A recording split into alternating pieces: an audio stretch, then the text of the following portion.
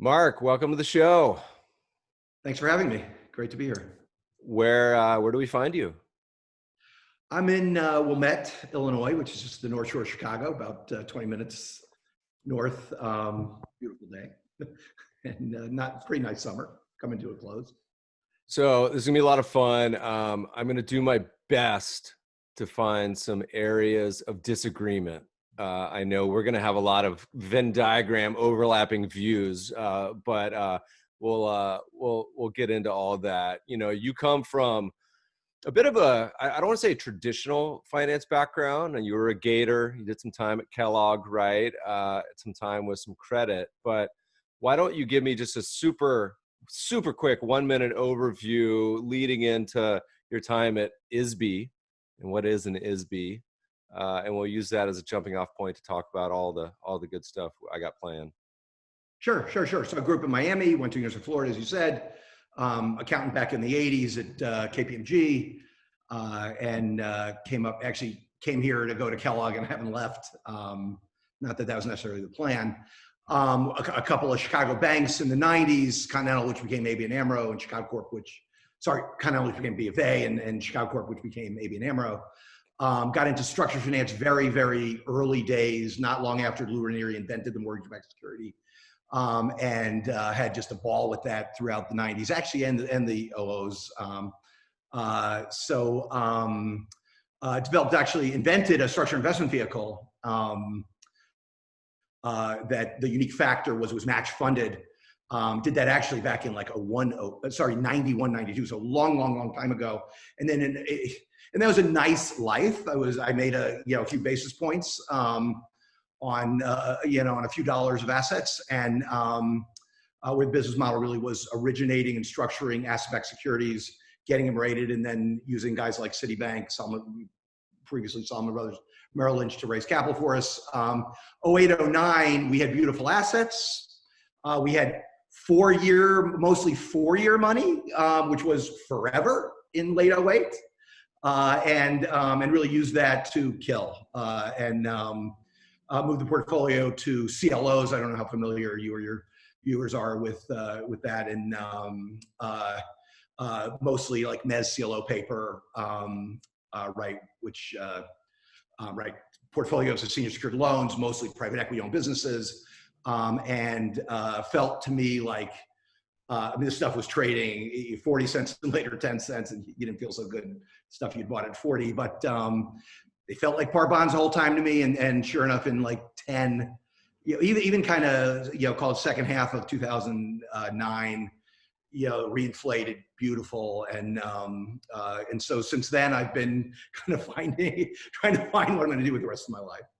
You know, it's funny you talk about that sort of credit world. I mean, I remember reading some of these old school books on bankruptcy investing, and there's one, and I'll pull it up because I can't remember the name of it, but it details sort of the fight for Marvel, which is now this massive, business, but back in the day involving Carl Icahn and all these other players. And to me, that's always seemed such a fascinating / complicated world. I mean, my God, you talk about alpha and these people that read these like thousands of pages of legal documents, but also so much work when you're talking about these distressed securities.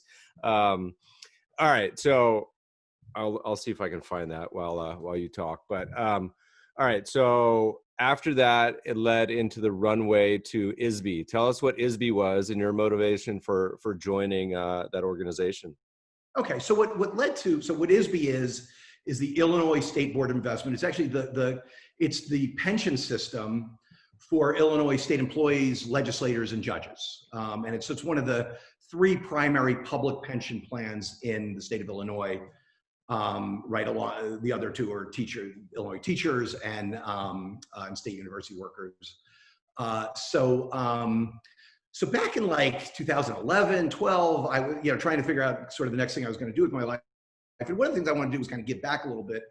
And I felt, so what I had done, I wanted to use my skill set, right? So I sort of felt like what I'd done with my life to that point was explaining very complex financial structures to CFOs and treasurers and sometimes CEOs and boards and trying to simplify. And really, if you think about it, what a pension system is a very complex financial structure. And I'm like, geez, maybe I can use my skills of simplifying to talk to media and legislators. And I did. And I actually, it was kind of great. And I met a gazillion people, and including the guy who actually became governor, and a guy named Bruce Rauner, who was actually chairman of a large-ish private equity firm in Chicago and decided to run for governor, God knows why.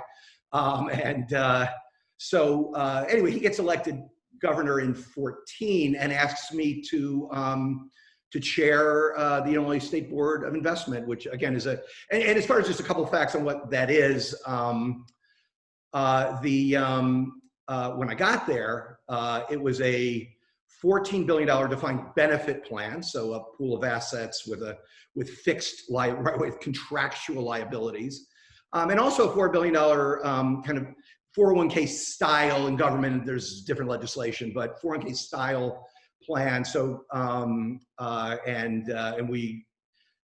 it was really a ball to run. And it's governed by a 9-member board. These are not shrinking violets on this board. They are the state treasurer, and in fact, many state employee pension systems across the country they have a sole trustee of state treasurers, but he's on our board.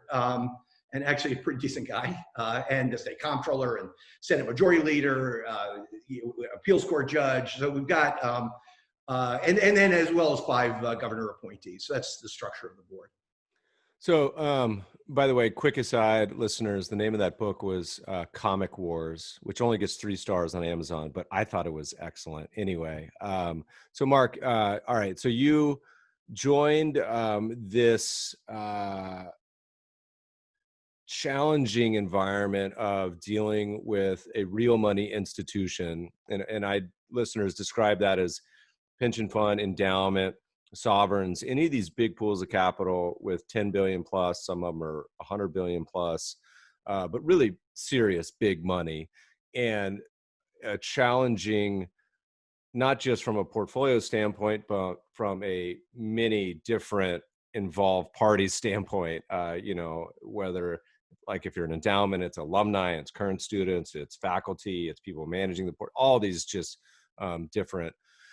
Give us a super quick overview of kind of how you see the state of pension funds today. Illinois certainly gets to be one that's in the news a lot anytime the topic comes up. And then we'll use that kind of as a jumping off point for how you approached your role and how you thought about it. Mike's to you. Sure. So my role was purely on the investment side. So the way pension funds work across the country, right? You got legislators negotiating with union, leaders, et cetera, on in collective bargaining settings to set the liabilities, and then the assets are normally managed. We're very typical. Usually there's a board. Sometimes it's just a sole trustee, a staff. We're probably one of the 20 largest in the country. It's exactly what you think. If you look at sort of the population of each state, that's how big each, right? California is the biggest, and so on and so forth. On the investment side, you have, where I'll kind of start off here is, you have some fairly severe, there's a couple of severe big time challenges with public pensions. Every institutional investor have their own unique challenges, and you have to sort of manage assets within the reality that you live in. So for what I learned over, let's call it the first couple of years, is that the 2 primary challenges that a public pension has is number one, it is attached to the government, so you absolutely have the risk of political meddling, of patronage, of kind of that whole world. I'm not saying it happens everywhere, and I think that's a risk that people don't really give enough time of kind of thinking about. The other one is, I think everybody's very well aware of, which is that government organizations tend to be under-resourced, and you never end up paying your people quite as much as they could make in the private sector. And you always have the risk of being, front page of Cranes for any sort of action. It could be you stayed in a Marriott that had, right, that had a hot tub in it or something. It was ridiculous. And so those are really the two key challenges, and that's what I tried to sort of deal with in investing the money. So you show up day one, and the portfolio looks different today than it did then. Talk to us a little bit about your philosophy of putting together a portfolio. You can give us a tour of the asset allocation, or just how you think about, and then also the challenges of actually implementing those changes too. Right.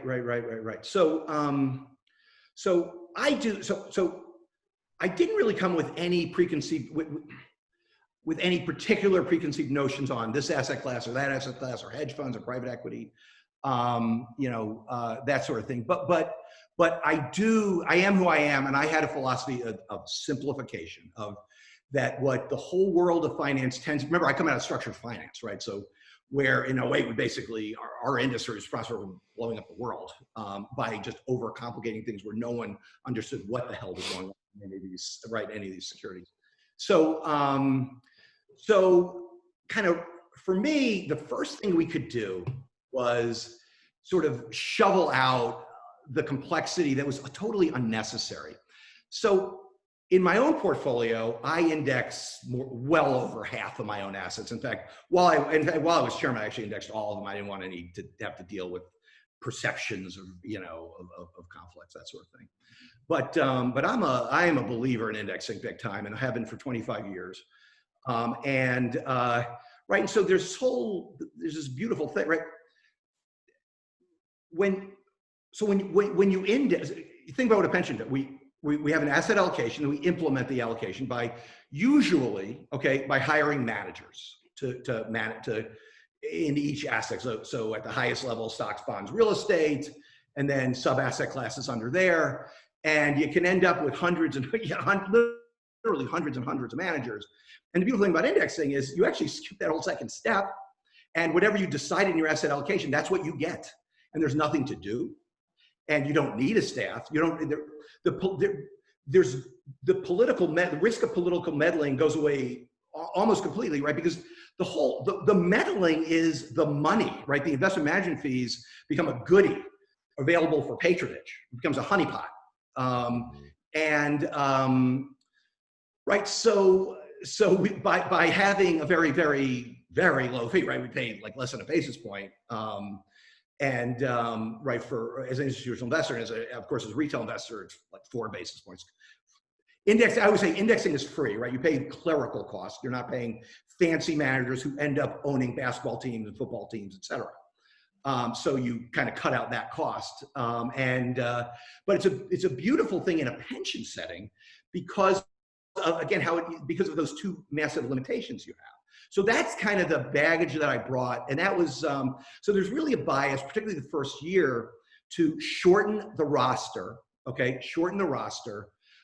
manager roster, fire managers, which is its own thing, and we can certainly get into that, and do some indexing so that we can start to think, right? We can then start to say, hey, geez, how can we maybe make this thing great?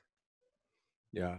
I think that's a lot of listeners will probably be, we used to talk about this in this concept of a zero budget portfolio, where so many investors have this just mess of 7 different brokerage accounts and 100 holdings and 20 different funds. They have large cap growth, large cap value, large cap blend, large cap, whatever, and you ask them what they end up having, and most investors are just like, I have no idea.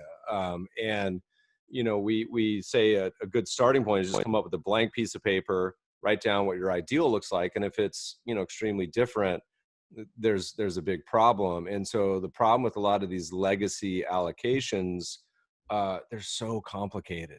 There's just like a gazillion managers, and it's nearly impossible, even with the best software on the planet, to really know kind of what's even happening. You'll talk to, I forget what CalPERS had, but it was the amount of like private equity managers they owned it was like half the industry. All right, so talk to me about kind of, we see kind of some of the problems in the asset classes. How'd you kind of go about implementing those changes? Also, was it challenging? Was there a lot of pushback, or were people like, you know what, Mark, have at it? So at first it was extremely challenging. There was just right there, we're in the political world, and you got a governor, a Republican governor who put me on the board. Nothing I'm talking about here is a Republican. It's not Republican to index or not like a hedge fund, because they don't make money for you. And it's not Republican or Democrat, but politician, sometimes, when you're a hammer, everything looks like a nail. And so initially there was some mistrust. And here I come, okay? Now the board elected me as chairman in September of 2015, 8 months after I joined the board. We have elections every 2 years, sort of that's the way the bylaws work. And literally the day, and I wanted to sort of make a statement that day. And so the statement was, look, we got hundreds of managers, 4 of them are on watch. They're in like large cap, just as you were describing. They were our 8th large cap stock domestic and our 17th international small cap, like whatever. And and there was obviously negative out. They were not hitting benchmarks. So surely we can do this, and there was a lot of heat on that, big time. We're finding 4 managers. A couple of them were based in Chicago. The media shows up to the meeting. Actually, it's funny, wrote what I think they thought were gotcha pieces that I thought were just terrific. So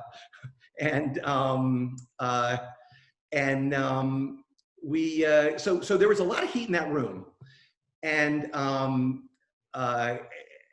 right, and then as it's funny, as once the votes were going to be the votes, we were a 9-member board, and I had talked to enough people. I knew where everyone was, and it was going to be 6-3 because I talked to the other 8. I knew I was going to vote, and I knew the other 8. So on the terminations, and but one of the guys who was really the hottest finally sits down after this debate and says, "All right, Mark, who are your guys?" Right? Which is the way you. He's not wrong. Okay, to think that way. So it's like, you're getting rid of our guys. Who are your guys? That wasn't the language, but that was certainly the and it's like, it's going to be indexed.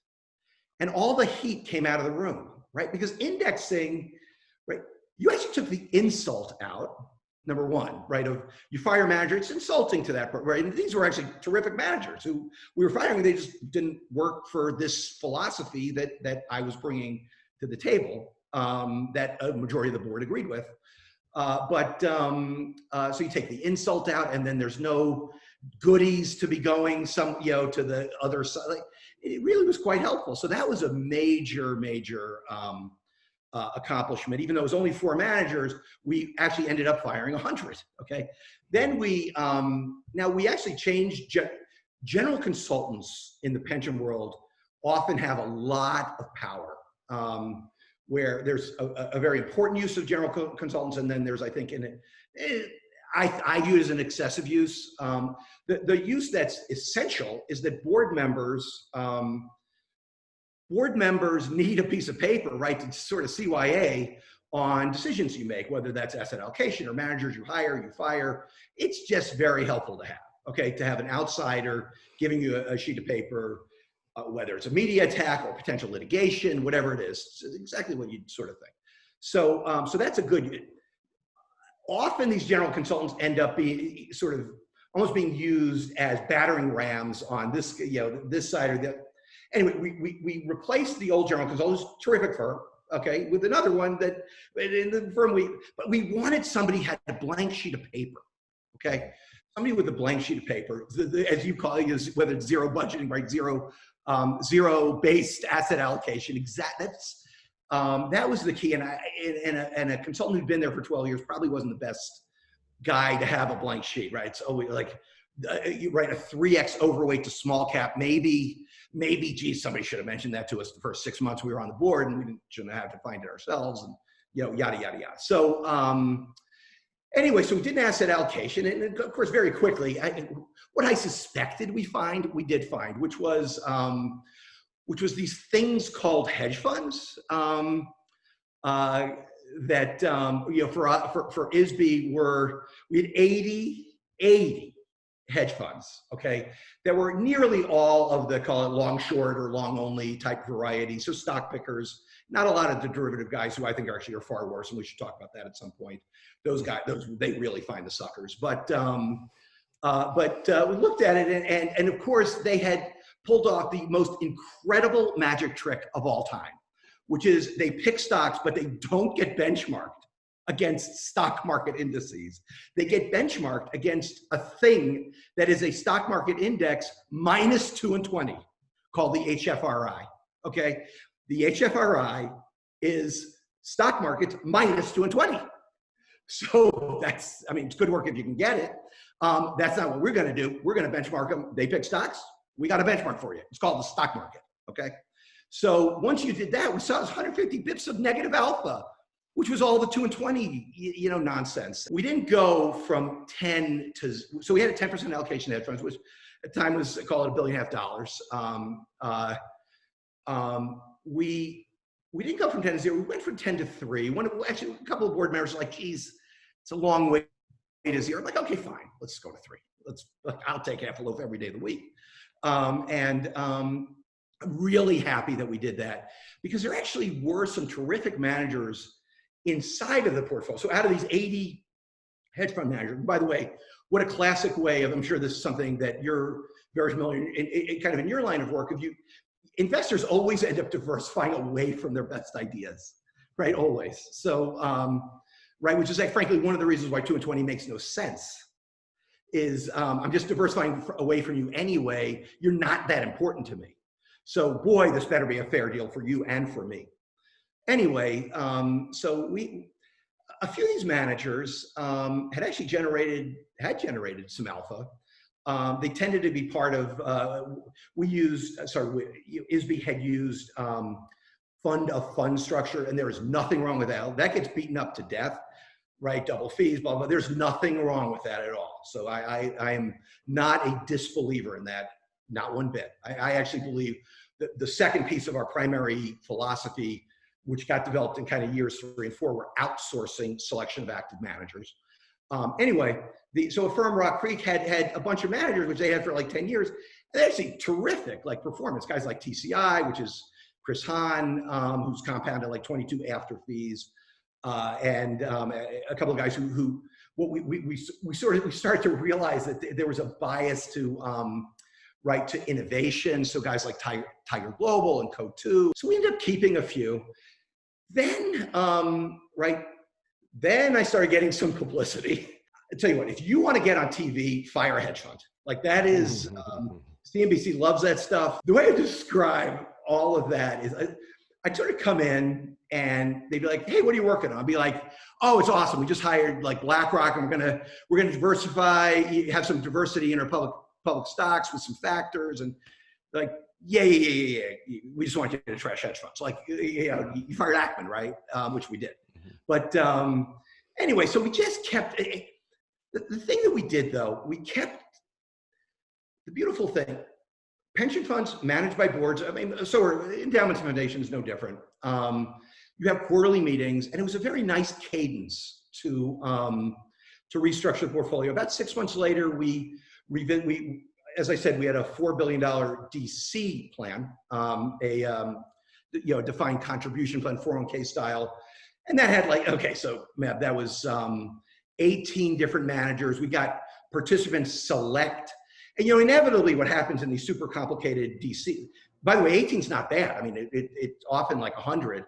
And what inevitably happens is, I like this one and this one, they end up like half small cap and half international or emerging markets. It's ridiculous. Like, and if I had my way, there would have been one choice, which would have been a life cycle type structure. But what we ended up doing, we went from 18 to 7. We got rid of all active management. It's like, why do we need? It's funny, as a board member, we could actually be sued if somebody picked an active manager and they picked a bad stock. Right? I mean, why do I need that? So, so a lot of stuff like that. We ended up, as I said, we got rid of another board meeting. We fired like $2.5 billion of managers. we just really culled the portfolio down and simplified like crazy during those first couple of years. So there's a lot to dive into here. I think one of the things that you mentioned that I would love to hear you say a little more about, because I think it's probably non-consensus, is you mentioned fund of funds, the role they play. You have listeners who would say, okay, hedge funds is high bar to a 20, fund of funds, you're going to layer in another fee. How do those two jive? So talk to me a little bit about that whole philosophy of and your kind of mindset behind that. Absolutely. You get market returns from indexing. So that's free. That's, as we discussed earlier, that's clerical cost. That's free. That's a perfect implementation of your asset allocation. Where we ended up was about 2/3 of our portfolio ended up being indexed, right? So passively managed, a perfect implementation. But our view was, look, there's private market assets, which we believed, not for diversification's sake, and we should chat about that a little bit. That's a whole kind of BS world of trying to reduce your daily standard deviation like that. Like that's worth it, like worth anything. So there's lots of interesting private market assets, of course, like things like real estate, opportunistic real estate. There's credit, as you were talking about, like distressed credit, private equity. There's also, and there are a few managers, right? They may concentrate on a few stocks. They may concentrate on a theme. That tends to, right? They tend to be private equity type mindset, but who can kill, okay? It's really hard to figure out who the hell those people are, okay? And you know, if you're a pension fund employee, staffer, sitting in an office in Butte, Montana, or, you know, Provo, you know, Utah, wherever the hell you are, the likelihood, and even frankly, Chicago, Illinois, okay?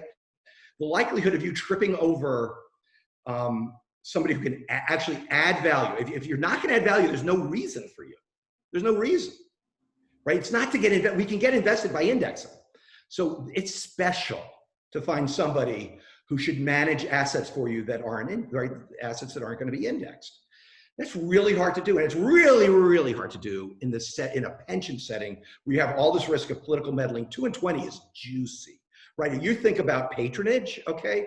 And I'm not suggesting this happened at ISBI. To my knowledge, it didn't, okay? But that's a juicy amount of money, and it happens all over the country all the time, right? It's so, and especially when there aren't really there's no benchmarks. Well, and to interrupt you real quick, you made a comment earlier about buying sports teams and you know, recent news on Steve Cohen and buying the Mets and all these other fund managers. It goes back to the old book, Where Are the Customer's Yachts? You know, it's like all these hedge fund managers. I have a friend who described it as a compensation scheme masquerading as an asset class, which I thought was a pretty humorous description. But okay, keep going. Yeah, no. So right, then that's exactly right. So the likelihood you're going to get it right is it's very tough to do. There's nothing wrong with indexing your entire portfolio. Nothing at all. Probably is better. You know who agrees with me, by the way? David Swensen. Okay, Yale University endowment. Right, took it from $1 billion to $30 billion while he was paying 40% of the operating expense of the university. Okay, over the last 30 years. Right, he agrees with me. Warren Buffett agrees with me. Right, his estate's going to be 90% index S&P 500, 10% Treasuries for that free, efficient frontier. You know, right, for free lunch. Anyway, so right, so nothing wrong with indexing everything. We decided not to take that approach. Okay, but the decision was, look, can we find some special people who all they do is pick managers? We'll pay them 30 or 40 bips, just like, 30 or 40 basis points. So for your viewers, listeners, 2 and 20 is 2%, 200 basis points, okay, on a fee on assets, and then 20% of all the money you make, not the alpha, all the money, okay, insanity, right? And so paying somebody, to me, 0.3%, 0.5%, to select, or maybe giving them a cut of upside and very, very little fee, but they do all the work. You've outsourced all the work, but who cares about the work? all you care about is results. Okay, it's the only thing that matters. Otherwise, just index. So that's the way we decided to go. We had terrific experience with this firm, Rock Creek. Ended up doing an RFP and hiring another firm called High Vista. We ended up using sort of 3 or 4 firms that's what I call outsourcing. And there's different models for that, right? There's OCIO, okay, which is a very normal model where you hire somebody like a High Vista or Rock Creek or a couple dozen others. McKenna's a terrific firm in San Francisco. So you hire from, they do everything. That was not we didn't want the everything part. And we wanted just the value add. Fund of funds is a really interesting one. It's kind of the same concept. So to me, the stakes are very high, very hard to do. Not only, and I'll actually put one more layer, which is, I pay somebody 2 and 20. I pay a private equity firm or a hedge fund 2 and 20. Okay, and sometimes I know hedge funds, the fees have gone down, whatever. Am I actually okay? And then I benchmark them right, so I don't buy this nonsense HFRI crap or private equity is historically horribly benchmarked, where you and I know it's leveraged small cap, and there's fairly simple ways to benchmark that. But you pay somebody 2 and 20, okay?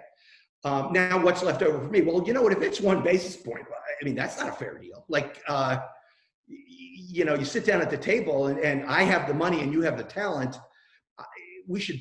I feel like I should get at least half. So, right. So, and I'm measuring my half from alpha, right? Right. So it's really hard to do, right? It's hard to create alpha in the first place, hard to find the manager.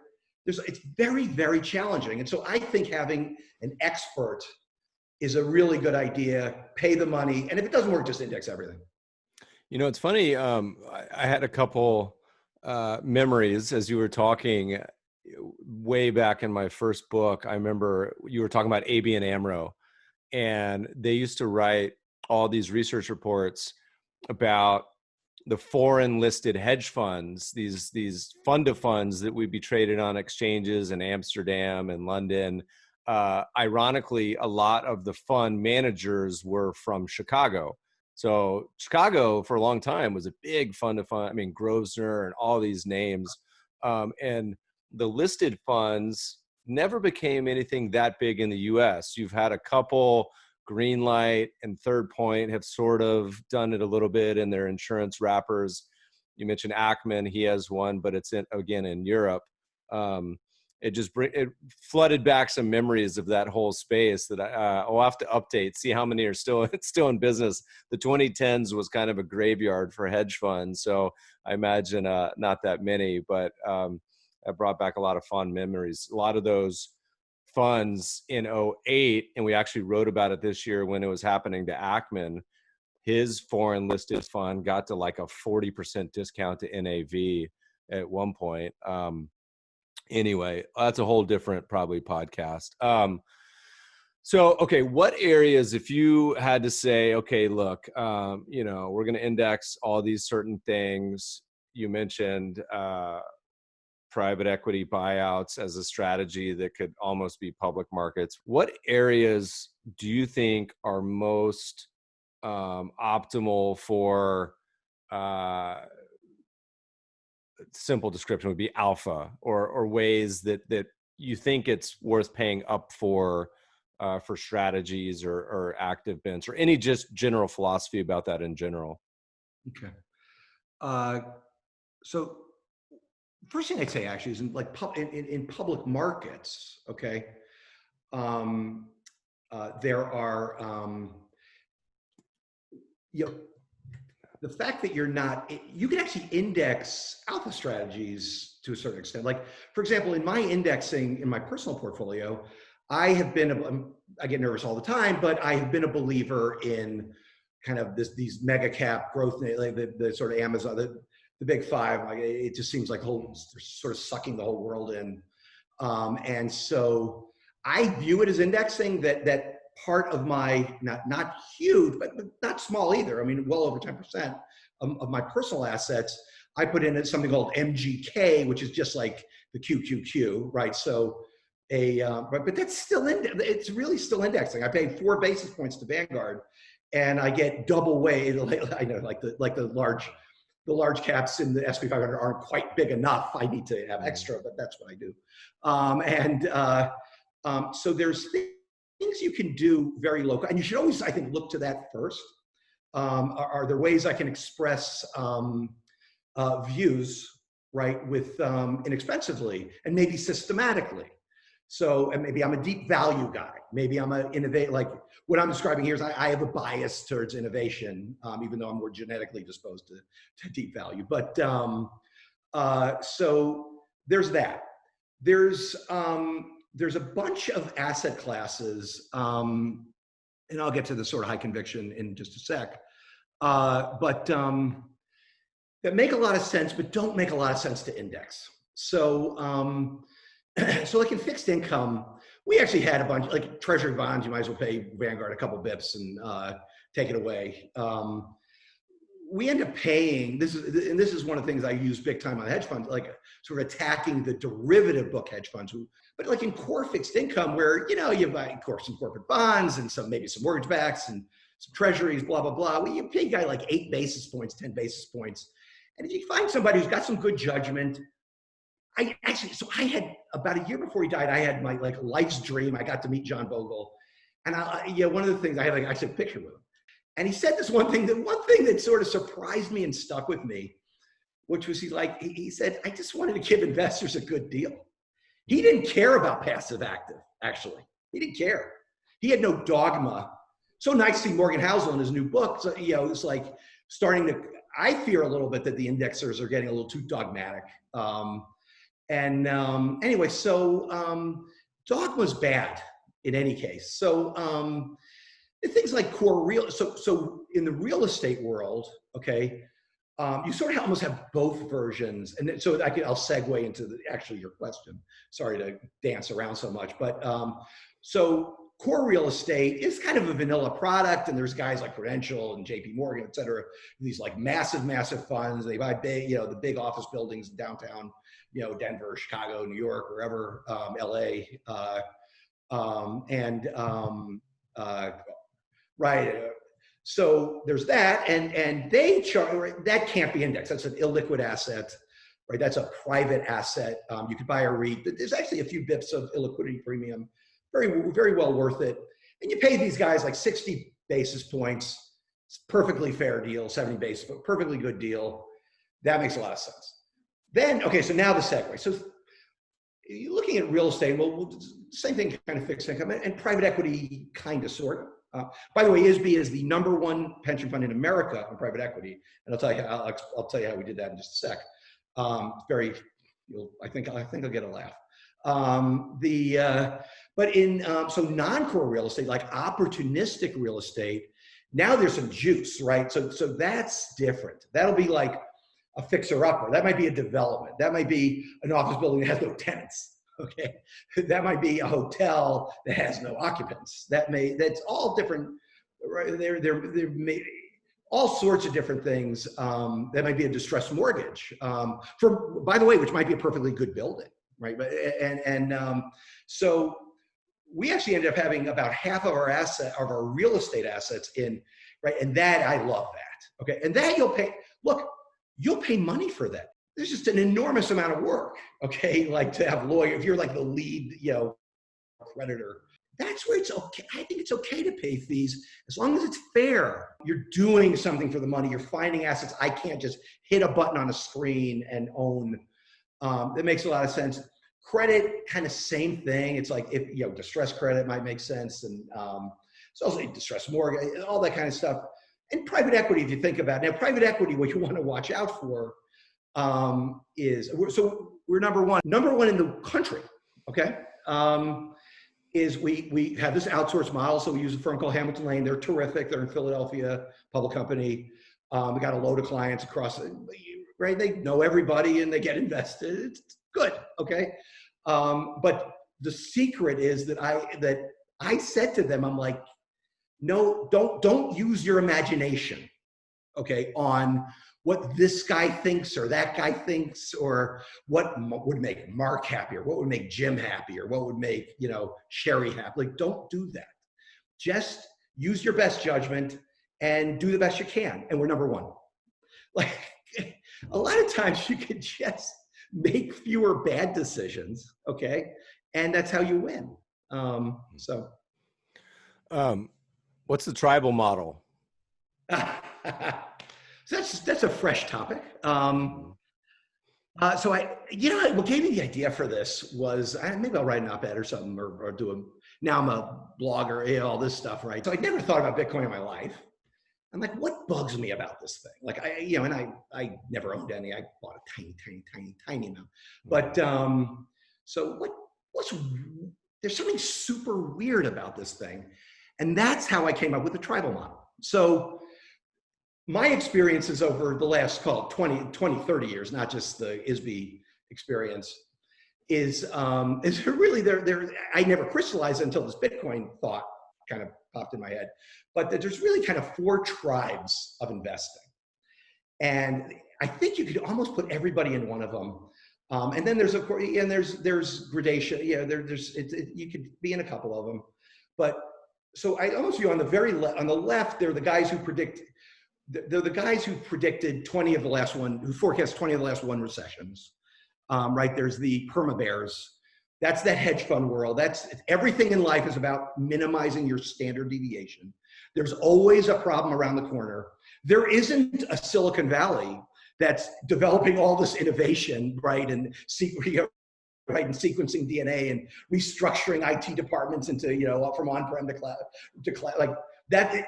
There's not an Amazon that's creating a whole e-commerce. Like that doesn't exist. Everything's terrible. The Federal Reserve is the most powerful entity that ever lived, and all is bad, right? And and right now they are selling, right, to people and institutions all over the world. We called it in February, right? We got out. It's like what they're neglecting to mention is they got out 20 other times in the last 10 years and missed all the beauty.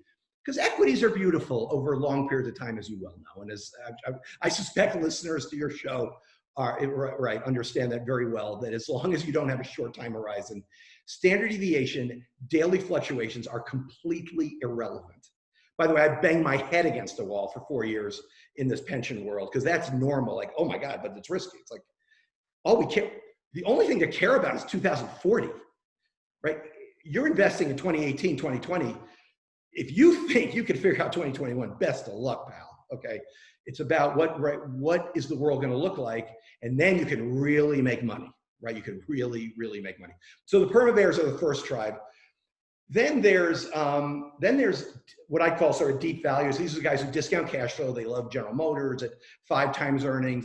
They refuse. They're really good at math. They refuse to buy a stock that's a multiple of revenue, right? And so unfortunately, you miss Amazon because Bezos refuses. It's like, I'm going to reinvest every dollar, because why do I want to give 40 cents to the government? And right, and that's kind of a dogmatic, silly thing. But having said that, when I think about people often ask, I'm sure they ask you daily, like how similar are we to like 99 2000? Because it does feel very bubbly when you got like a snowflake IPO that's a multiple of 3 times Zoom's revenue multiple, right? So not only we're not now on multiples of revenues, we're on multiples of the highest multiples of revenue. Anyway, right, so I'm not crazy. I sort of understand the world. But anyway, what I think is, so I'm thinking about particularly this deep value tribe, that they don't really care much about Federal Reserve, and they're kind of neither pessimistic nor optimistic. But they love discounting cash flows. They see what kind of what's in those next 4 or 5 years, right? And they like, it's too murky out there. They might be right, okay? And a lot of times I like aircraft leasing. When I can get an air cap at 30 cents, 30% a book. So I'll do that, okay? But so the one thing I think today that's very similar to 99 2000, I think that the tech stocks, and we'll get to that, that's the 4th tribe, that what you have now, you had complete fraud in 99 2000 of like page views and things like valuation metrics, complete nonsense, where now you have great companies, that arguably are ridiculously overvalued. Maybe they're overvalued, maybe they're not. Amazon, as things turn out, was not overvalued over the last 20 years, neither was Salesforce, neither were a lot of guys. But what is, I think, very similar and it gets me, those guys, the deep value tribe, which by the way is a lot of like pension funds, a lot of their money managers tend to be these deep value guys. That stuff feels so cheap. I mean, that stuff, it's like, oh my God, like Delta Airlines or a hotel company or cruise line, I can get like I mean, my God, like Boeing, I can get 3 times their 2018 earnings. Do I really think like when things ultimately normalize, whether it's 3 years, 5 years, 10 years, like, so there feels to me like there's, right, but anyway, so that's that tribe. So, so then there's the indexers. You can see, by the way, how those pessimistic forecasting 20 of the last 1 recessions, some of them would understand the deep value guys. You can also see how some of the deep value guys could understand the indexers. So the indexers are generally optimistic, but not wild-eyed. Couldn't care less about the Fed, believe the world's going to be better. But the one flaw, the one dogmatic flaw that indexers have is, I'm sure you've heard this a bunch of times, when you see a dollar bill on the ground, right? The efficient markets University of Chicago indexer guy, okay, Marc Levine, is going to say that dollar's not actually, don't pick it up. It's not there. It's an illusion. Because somebody would have picked it up. Sometimes people actually don't pick up the damn dollars. All right. And then right, and the fourth tribe are the innovators. So the utopian, right? And I kind of feel, so to get this whole thing back to how I kind of had the idea for this way of looking at the investment world is Bitcoin are the perma bears and the innovators. It's nuts. Like the guys who never touch each other. And frankly, I think like truly dislike each other, like personally. Like they're different religions. And yet it's funny in Bitcoin, you have, right, you have legitimate, right, legitimate viewpoints that this thing could 40x on the fact that it's so much better than gold, and that it's transportable, blah, blah, divisible, blah blah blah, and right, but gold is the asset of the perma bears. So anyway, that's I know a long answer, but man, there's a lot in here that I love. The first part is the interesting thing about the crypto argument is people always assume it's not 40x, by the way. They either say it's gonna 100x or 0. And I love talking on Twitter. I'm like, why can't it just be flat? Why can't it just go up 2% or down 2% or go nowhere? Why does it have to be this binary outcome where there's only 2 states? Anyway, this may be, I think, one of the most important things we talk about today. And listeners, I want you to be honest with yourselves and think, what silo do you put yourself in? Because I often say that anytime you self-identify with a label, now it can be perma bear, it can be crypto bull, it can be Tesla, bull or bear, whatever it may be, dividend guy, indexer, Republican or Democrat. We won't even bring religion into this, but we could. I say immediately your IQ goes down 30 points because you shut all the doors on possible open-mindedness to the world. And there's probably nothing that gets people into more trouble than having a closed-minded approach to the world of investing. Because like you mentioned, it's a weird world we live in. I mean, 2020, my God, you've had the fastest from all-time highs to bear market, and then the fastest ever from bear market all-time highs. You have oil futures trading negative. You have half the sovereigns in the world being negative. So to not at least be somewhat open-minded, it's, I feel like, a huge handicap. I don't know if you have anything to add, but I think what you talk about just now, this tribal mindset, is more important than almost anything else, because people end up shutting themselves off from all the possibilities of what's going on in the world. So I have my best friend, Dave Rappaport, has a money management firm. It's an indexer. And I sometimes worry that he's actually, he's been my editor actually in all the stuff I've written, and he's the one who, I came up in so I had this classic Wall Street Journal hedge fund piece of why Illinois fired its hedge funds. And I wrote that the reason why the hedge fund's not a diversifier is that our bonds do that. And I know, like I own Procter & Gamble bonds, I know my kids are going to brush their teeth tonight. And what I wrote was, I don't have a clue about that long euro short yen trade. And Dave's the one who said, no, long lumber, short sugar, the poetry, the Bob Dylan. Anyway, so I test dogma actually on him, and I get like, we can all get dogmatic,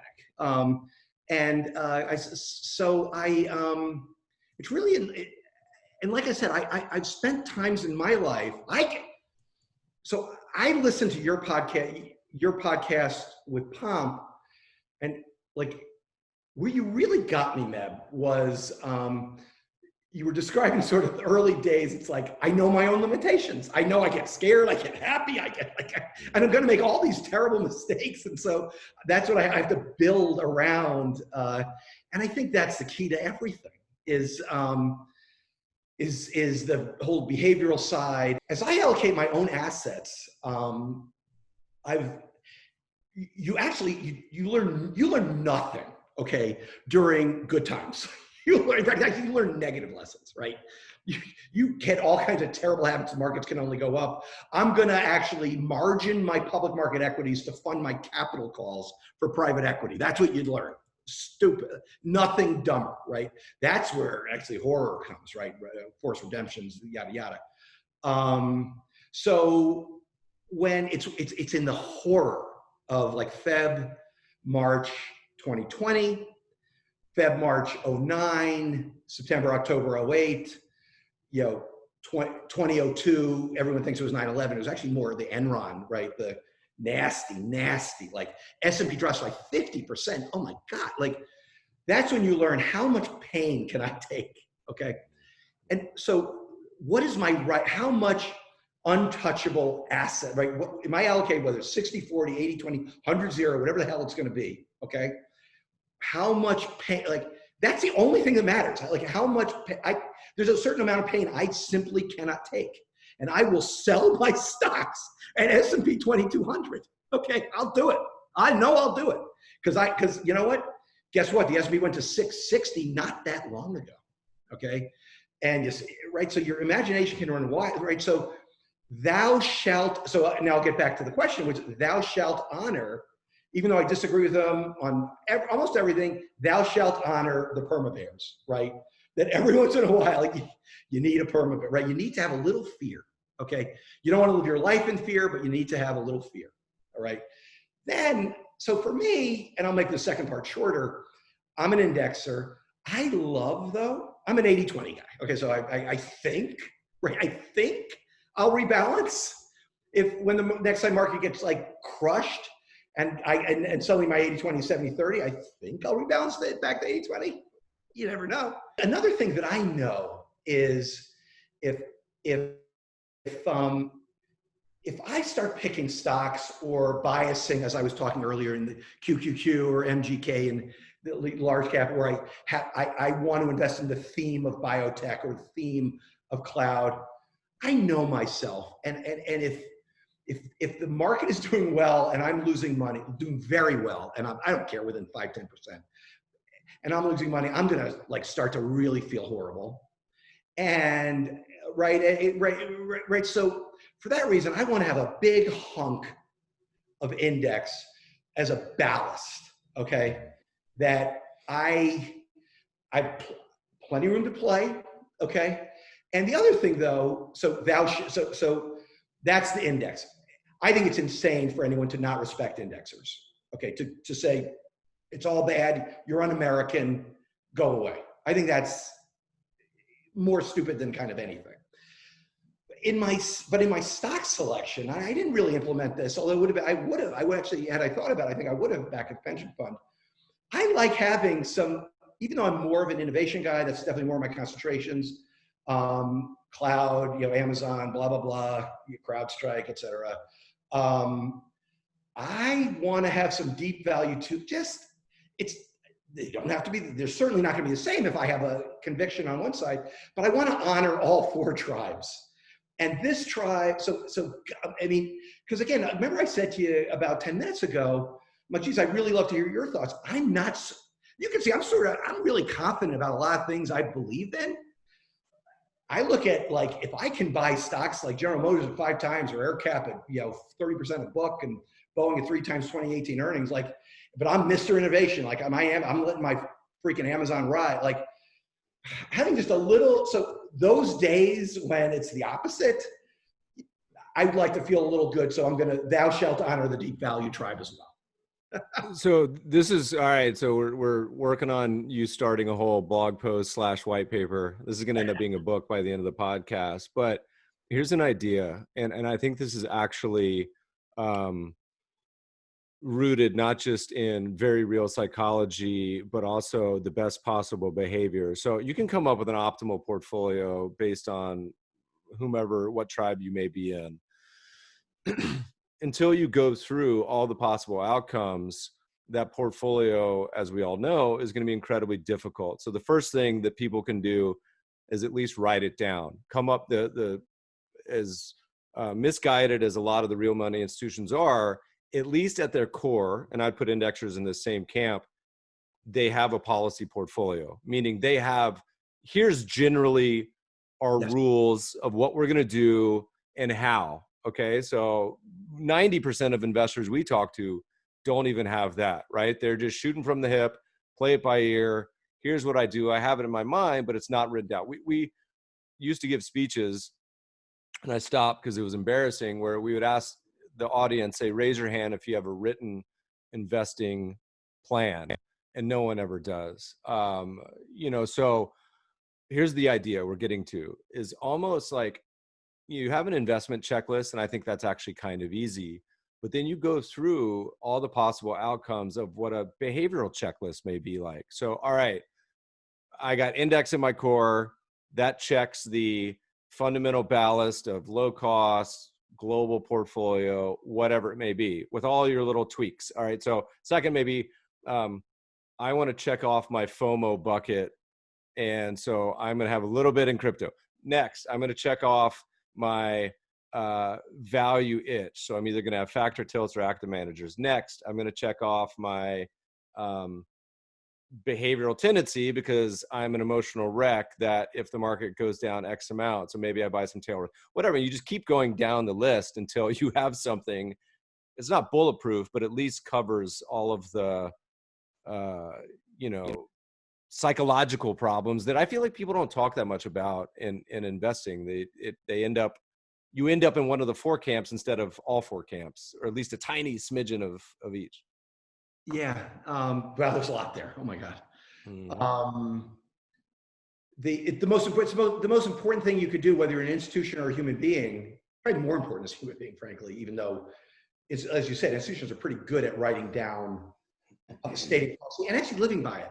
So I've trashed pension funds a lot in this conversation. By the way, endowments foundations are no better. Okay, they have their own idiosyncrasies of who made the big donation and put their guy on and did whatever games end up occurring there. But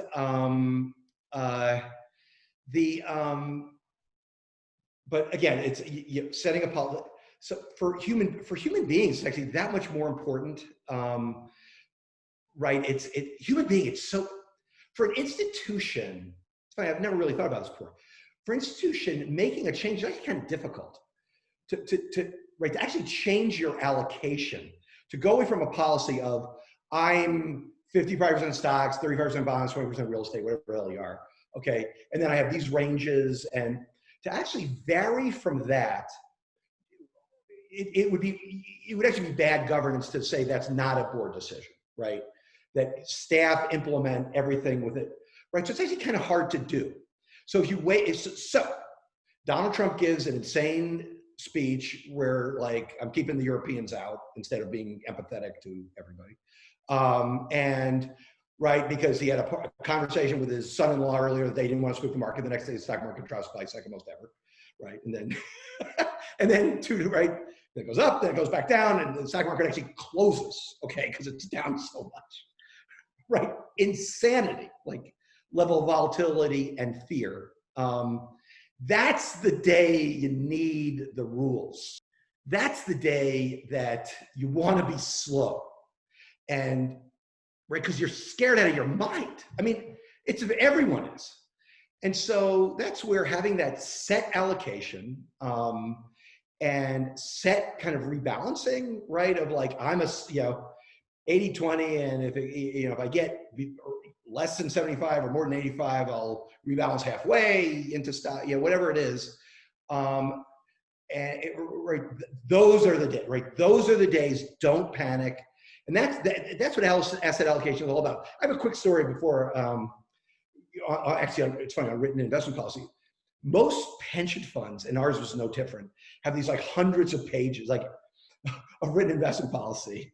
And I always said, I did it in public. I'm like, if you want somebody to not understand what your investment policy is, make it 100 pages. Like, it's a great idea. And so one of the things we did actually in year 3 was all the stuff we're talking about here of asset allocation and rebalancing and the view on indexing and like this outsourced model and right, all that kind of stuff. This concept that market timing doesn't work, which is kind of what we're talking about as well as the sort of subtext of a lot of what we're talking about, right? We end up with just took out the blank sheet of paper, wrote a 4-page, ISBI has a 4-page written investment policy. And now, new board member with 130,000 beneficiaries, that's something people can understand, right? So good to make it it wasn't really your question, but struck a nerve with me. Well, let me jump in and then we'll come back. When we wrote about, I write yearly about my own investing plan, less that people need to like follow along or voyeur, more just to be like, look, here's a framework for how I do it, and you can dunk on it or whatever it may be. But it sounds pretty complicated, but at its core, we joke, it goes back to the Talmud portfolio from 2,000 years ago, which is a third stocks or business, a third sort of cash/reserves, a third real assets, which is a pretty darn hard benchmark to beat. But again, that 4 pages, we always tell investors listening, like having a written investing plan, it could be a half a page even. It could be 1 line. You could be like, you know what, I do 60-40. I rebalance once a year. God bless you. Like, that's it. Like, it doesn't have to be. People assume that it has to be super complicated, but it really doesn't. No. This entire industry, the financial and investment industry, does its best to overcomplicate everything and confuse everybody. And it's all about, it ends up being very transactional, and we talked a bit about. And at the end of the day, it's really, the most important thing is, I want to get as much of the equity experience, and 2/3 of your assets, right? Real assets and equities that's not weird when you just describe 2/3, 1/3. Like, I may think when I say 80 equity, real estate and the equity type risks. The most important thing is right? It's all about behavior. It's like how, when the horror, like we all would love, okay, during these gorgeous 10-year, but we know, okay, that the perma-bears don't, but the rest of us, I think, know that that 9 out of every 10 years, 4 out of every 5 for sure, 9 out of 10 probably years are really good. And it's great, and you're an idiot to not put 100% of your money in stocks, okay? Stocks, real estate, equity, leverage. But then, my God help you, okay? God help you on those days when the market is getting crushed, okay? And you're sitting on the end of the bed staring at the wall, okay? And all my money, no matter how rich I am or poor I am or what, like, how you're going to behave on that day, because as you and I assume a lot of your listeners know, all the best days in the stock market, all of them come at maximum fear. You have to be invested on those days. You absolutely positively have to be invested on the hardest days ever it is to be invested, when the S&P is jacking through the roof. And right, we just experienced a bunch of that March, April. By the way, perm bears are like, this is crazy, this is crazy, this is crazy. Guess what? Sorry, I have the money, you don't. So it's not crazy, okay? It happens every single time. And so it's all about dealing with that pain. And right, that's why you're not an idiot to have, I'm not an idiot to have 20%, maybe it should be 30. I don't know, I'll behave. I know how I behaved when I didn't have 20% and I didn't like it. So I am an 80-20 guy. Maybe I'm actually a 70-30 guy. Maybe I'll learn that when the market gets crushed and I am 70-30. And I don't rebalance. I don't have the guts to rebalance. So it's all kind of what works. And in the end, it really doesn't matter that much. As long as, right, the most important thing, of course, is just staying in the game, right? And not getting blown out, whether that's doing stupid things, again, funding your capital calls with margin, like, or just margining your equities generally, or right, and all the kind of stupid things you do in those up markets, not rebalancing as, let's say as an 80-20 guy and it drifts up, right, as the stock market just keeps going up. And then not being able to kind of deal. And also, by the way, you can't sleep at night. You might do really stupid things, So that could even affect your real life. So that to me is the key to everything. Yeah, and it's almost like it'd be cool. We often send people, they're always asking me, well, Meb, where should I go for a framework on policy portfolios or how to think about it? And Morningstar's done a bunch, but they tend to be pretty detailed. It's almost like there should be, listeners, if you do this, let me know, almost like a drop-down menu where you could just go through, answer like 20 questions and it'll spit out kind of your Vanguard digital advisor plus FOMO Coinbase account plus yada yada. That maybe it'll be the tribal checklist. I had a joke, Mark. It's not really a joke. I'm serious, but everyone thinks it's a joke. Where I tweeted maybe a couple years ago, and this was aimed at the unneeded complexity. And it goes along with so much of the drama and challenges of many of the real world institutions.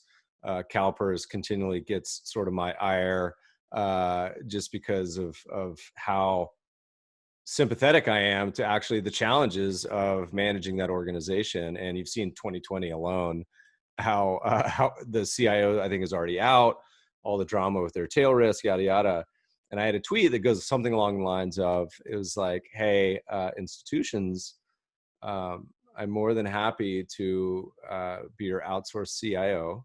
And once a year, I'll buy a basket of ETFs. We'll have a board meeting. You can pay me in pale ales. I said, or IPA. I've gone off IPAs. I'm convinced they just give me the worst hangover. So I'm back down to Pilsners and pale ales.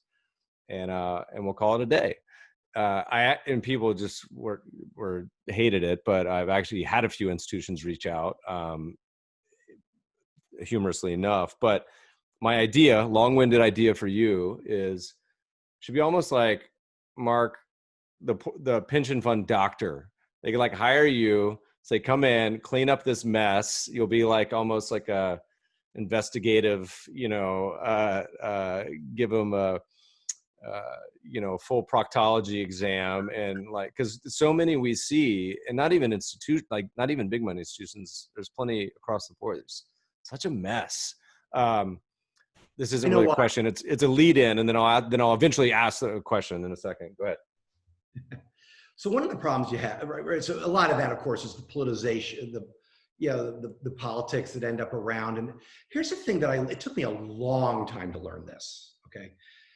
This question came up all the time. I had no clue what the answer was. It's like, why isn't there more indexing? Why isn't even not indexing all of it, but why don't you index more of it?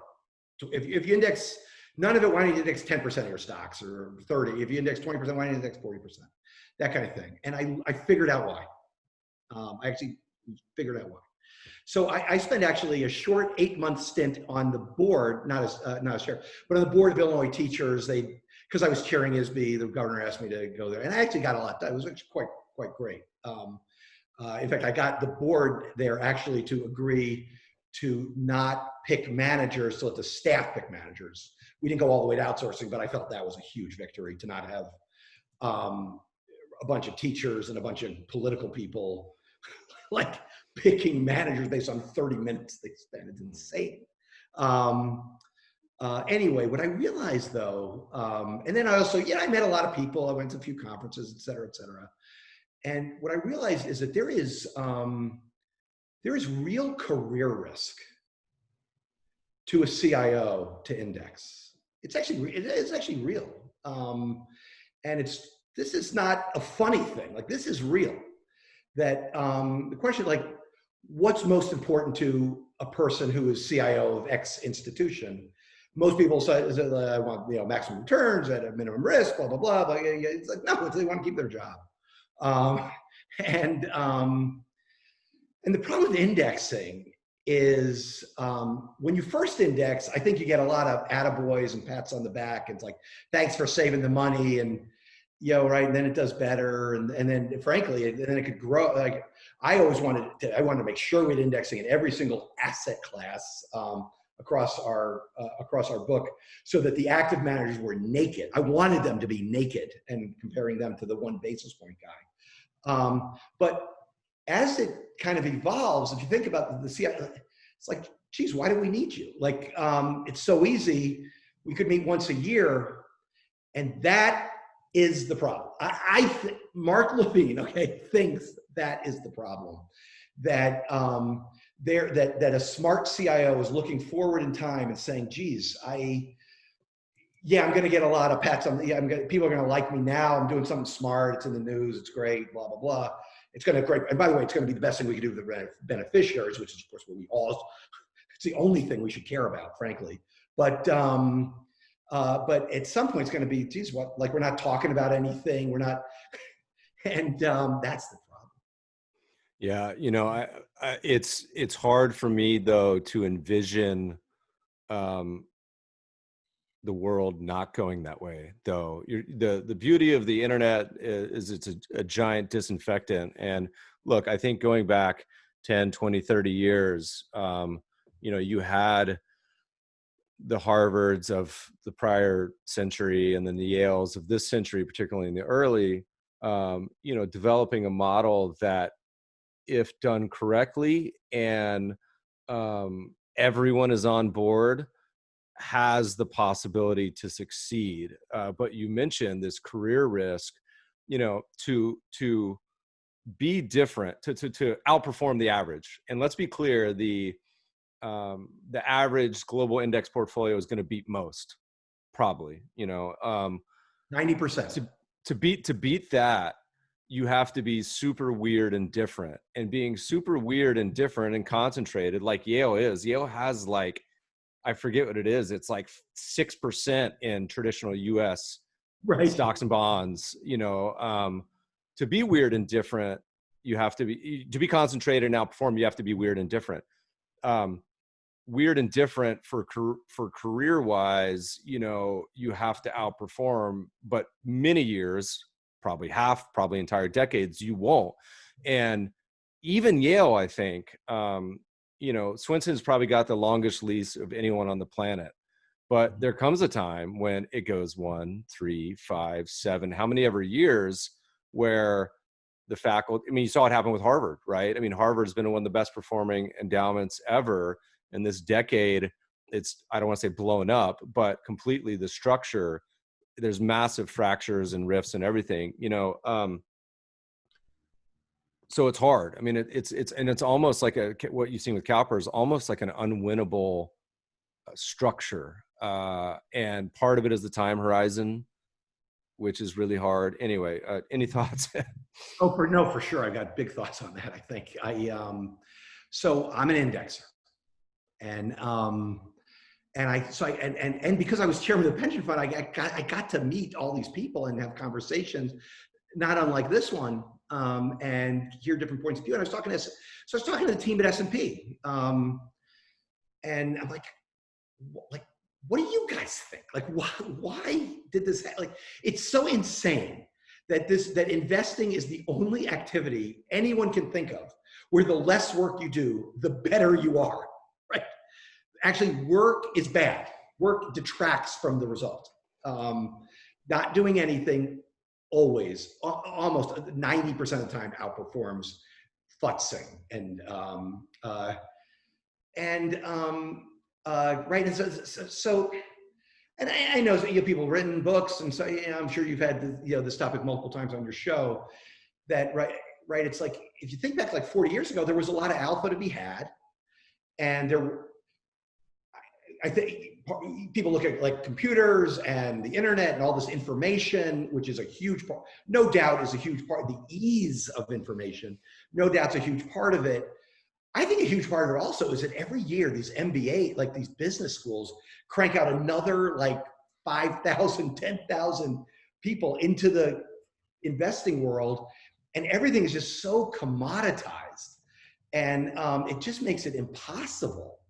And of course, the other thing is that when you look at like outperformance, it's such a pleasure to have this conversation.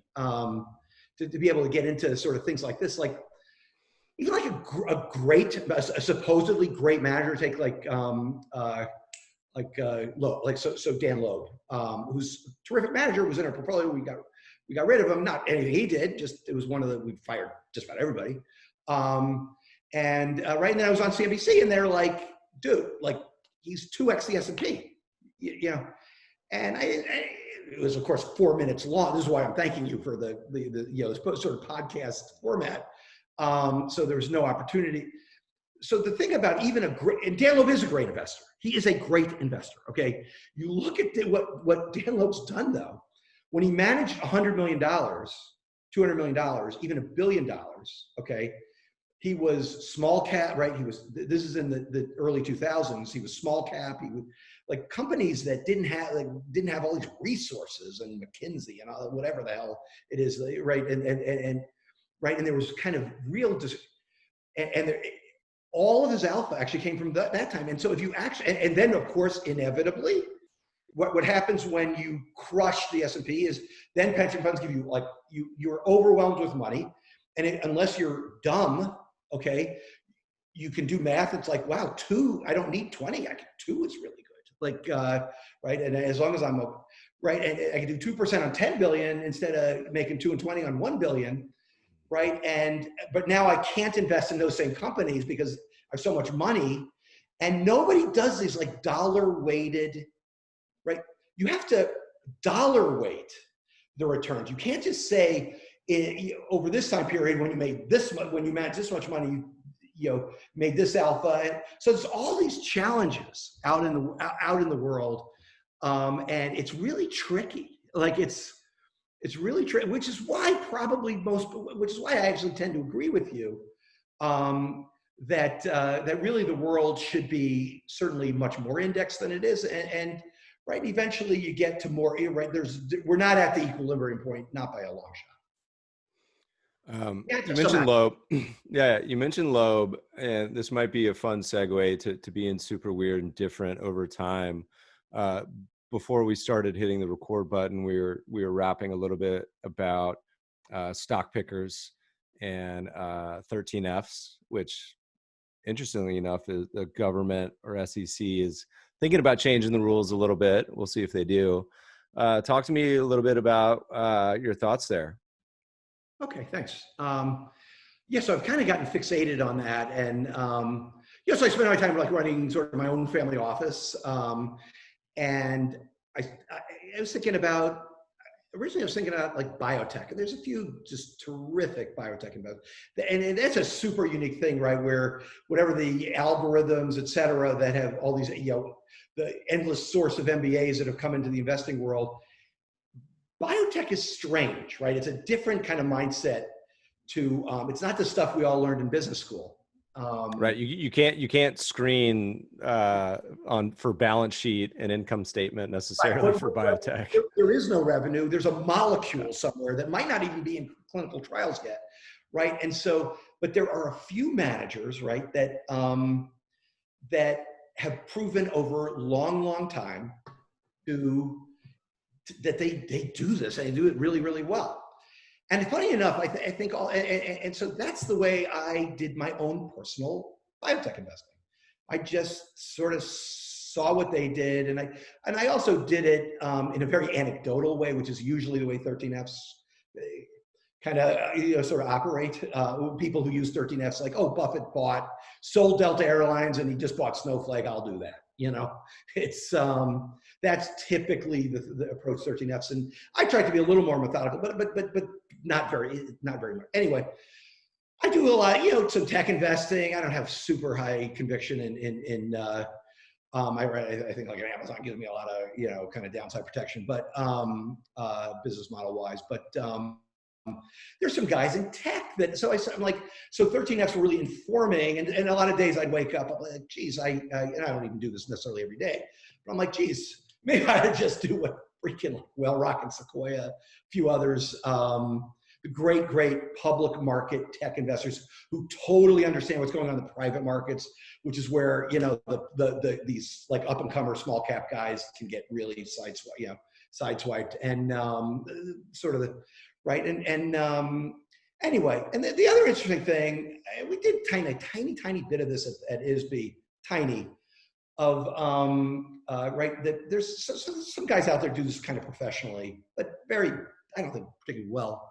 So I was doing this myself. I'm like, geez, this would really be like a great product. Like I was thinking that to me, the perfect portfolio, I don't know most individual investors and most institutions don't have $20 billion and don't have access to it. And frankly, the ones that do actually need this more. But if I thought about productizing what I did at ISBI, which by the way, I said number one product, I was like top 10% pension fund, right, top decile, last 3 years, last 1 year, like in different asset classes, which is very important to look at the separate asset classes, because you take a lot of risk in your asset allocation and look like you're better than you are.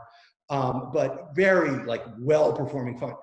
And I'm like, geez, just if you just index and then do some weird stuff on the margin, be focused about it. To me, innovation is sort of where, like, that's, I think the potential alpha is that there's this strangeness about biotech. There's a lot of strangeness about tech where these companies, we were joking, I think we're joking before the podcast started, that a company like Snowflake, right, is now, right, so, we were talking about with the deep value guys. Now, like, it's not enough now to be valued like Zoom is like a multiple, like 30 times revenue now, because stocks are going to be a multiple of Zoom, right? Multiple of like the highest multiple. And but right, so it's right, but I'm not so. Everyone is really stupid to invest in Snowflake. Really stupid to invest in Shopify. Really stupid to invest in Amazon over the last few years. I don't think so. So it's different. There's like different. It's not the metrics that we all learned. There doesn't seem to. So all this information that is going into these stock prices, that's making indexing dominant, right? Making deep values so hard. I feel so I did it for myself. So now with a partner, we're sort of screwing around with, geez, how do we make a product out of this? And we're thinking about, there's a lot to this, right? It's right, because there's right there, it only changes every quarter, which is wonderful. Okay, right, that there's and in some quarters, the great managers don't do anything, and of course this only makes sense with buy and hold managers. By the way, great investors, this is a misconception of the whole world, that the great investor, or the reason why a 13F strategy wouldn't work, is the great investors are geniuses, they're wizards. Okay, they're wizards. They get market timing right. None of the great investors don't market time. The great investors find great businesses and actually hold them. Chris Hahn would not be part of a strategy like this, but a great deep value guy. Seth Klarman, another great deep value guy. Those are TCI and Bauposter. They're right there. Chris Hahn has owned Charter Communications forever, and I had jokes like, "Geez, can't I just take this stock tip?" It's like, not, it's. But again, that it's more. So I'm like, innovation, sort of the innovation and 13F buy and hold. I think is a really great. Like, I think that's the diversifier, right? And potential alpha in a public markets stock portfolio, that's where we ended up at ISBI, which ended up being like a top decile public stock fund. I don't think you lose much by missing some of the private asset class, like And REITs are. even if you do miss a little bit, you are also missing something more significant, which is the fees they charge. And 2 and 20 is a big hurdle. We've actually talked to, and I'm not going to name names because they probably wouldn't like it. I've talked to many, over a dozen institutions, family offices over the years that run 13F strategies in-house. And they say, look, we looked at allocating to XYZ and we just end up buying what they buy. And initial reaction from a lot of people that we've gotten over the years is somewhat negative. They're like, oh my gosh, you're just stealing their ideas. And I say, no, these managers should be sending me bottles of champagne. And yet I've yet to get any, the hedge fund managers. And they say, why? You're buying their names and they don't get to charge you any fees. I say, yeah, but by definition, because of the 45-day delay on the 13F, no matter what, I will be buying what they're selling. Now, turns out I don't think it has much benefit because, as you mentioned, the timing is actually not that important. But I said at least it gives them a floor, but still no bottles of champagne. Hedge fund manager listeners, you can send me some Dom anytime you want. But I think there's so much merit to the 13F strategy. I think it A, could be run systematically, or B, for a lot of people, just serve as an initial screen. Say, hey, I want some new biotech ideas to research. Or you mentioned Seth Klarman, which is humorous because Institutional Investor just came out with an article where they said, basically like the Buffett late 90s, he's lost his touch. People were redeeming. And I always love looking at the Klarman 13Fs because it's a laundry list of stocks I've never heard of. You look at a lot of hedge fund managers, it's just like the hedge fund hotel. They all own the same 10 names. But Klarman University, I'm like, I've never heard of half of these companies. Anyway, I love doing it. I haven't spent as much time in it as much as I used to. Biotech is a particularly interesting place to do it. I think almost more than anywhere. Yeah, no, I completely agree. There's the 2 and 20 is a big budget to spend on being late to the trade, right? There's a lot, that's a lot of money. And by the way, some of these are more than 2 and 20, if you can believe that. So you are gonna right, there is the lag, right? That they buy and sell during the 90, the quarter. And then, so on average, let's say that's the middle day of the quarter. So you're getting the information 90 days later. So this won't work for traders, but market timing doesn't work, right? So great investors aren't market timing. Obviously there's some investors that are, who knows what the hell it is they do. Renaissance, Citadel, Millennium. There are, but I mean, you can count them on 2 hands. Like there's not a lot of those guys. Okay. That 13F does not work at all with guys like that. And I think 13F, so a buddy of mine, actually, thinking about this also in like secured lending, which is a lot tougher to do, made a really interesting statement that kind of stuck with me, that what you got to worry about with these strategies is that the information rapidly becomes noise.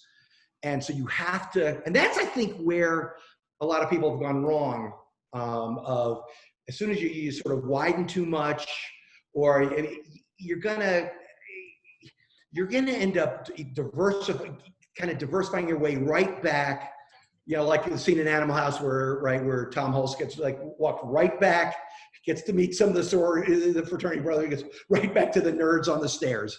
And you're gonna meet the cool guys, and then you kind of keep going, and now I'm stuck. I'm back in this crappy place that I started in.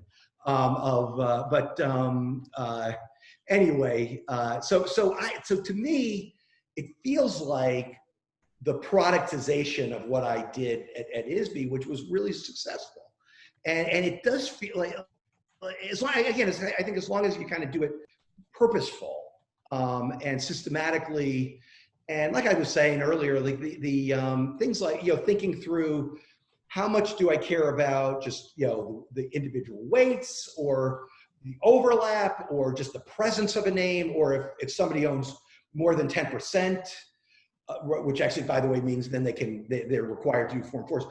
One last thing before I shut up here is, is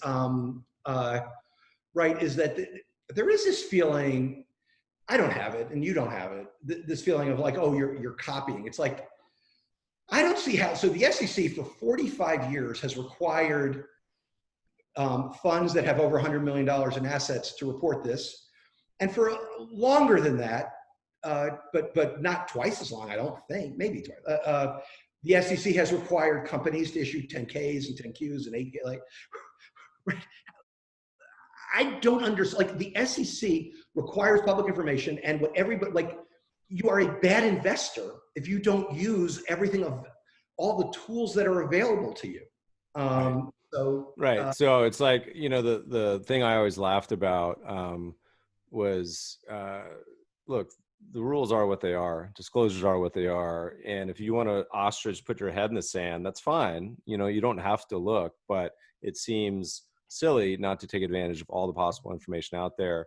And in the same bucket as insider buying and selling and everything else, I want to make 2 quick points that I think are funny and instructive. One is that there are a number, and it is not insignificant, where if you track a fund manager through 13F holdings, that strategy outperforms the underlying fund because of 2 reasons. One is the massive 2 and 20 fee.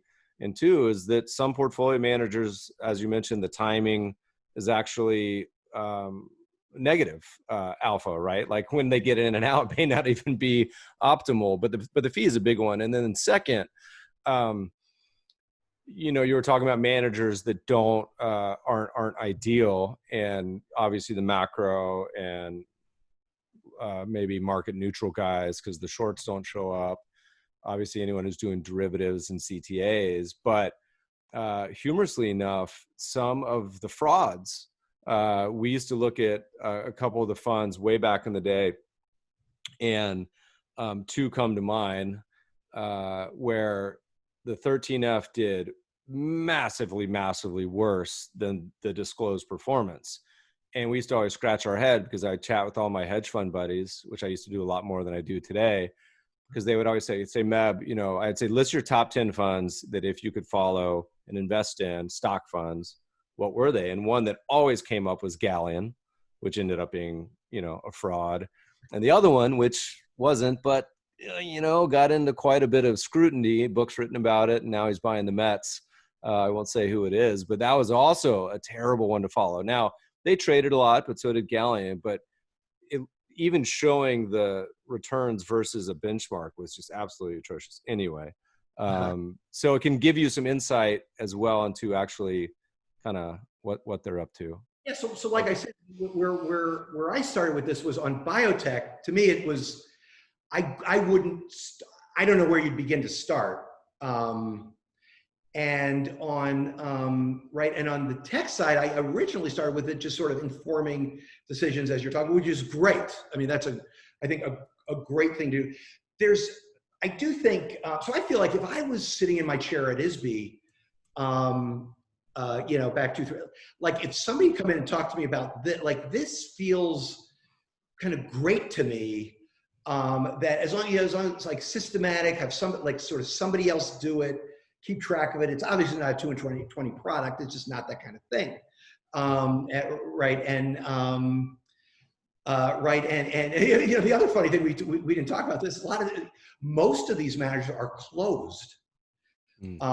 So you actually, even if you could invest, even if you knew the GP and you call them up, and even if you could, you can't, because they're closed. And if anything, a lot of these managers, I mean, once these managers become multi-billionaires, which of course the great ones do, because they carry on huge money, it almost drifts into almost family office-ish, and they really want to give money back, so they can really manage the money, kind of optimally.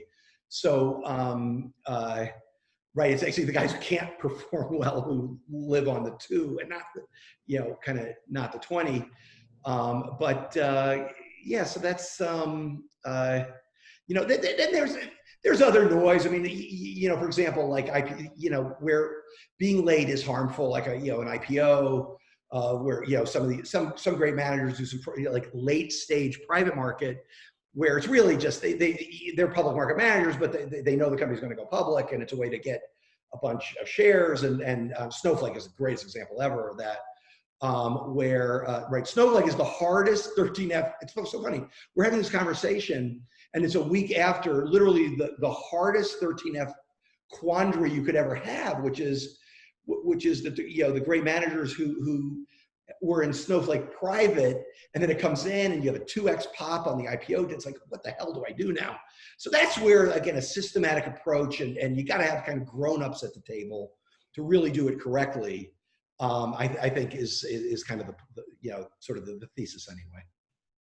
I hesitate to almost introduce this comment because we're getting to be Joe Rogan-esque long on this podcast. So we'll start to, I knew this was going to happen because we have so much to talk about, but the example we used to always give that I think illustrates a lot of the challenges of not just 13Fs, but money management in general is if you replicate what Buffett's done and say, just take his top 10 stock picks, rebalance when they're public quarterly, it gives you approximately the same performance as Berkshire. I think it's actually a little bit higher, but going back to like 2000, he's stomped most mutual funds on the planet, but much of the outperformance came in the internet bubble aftermath.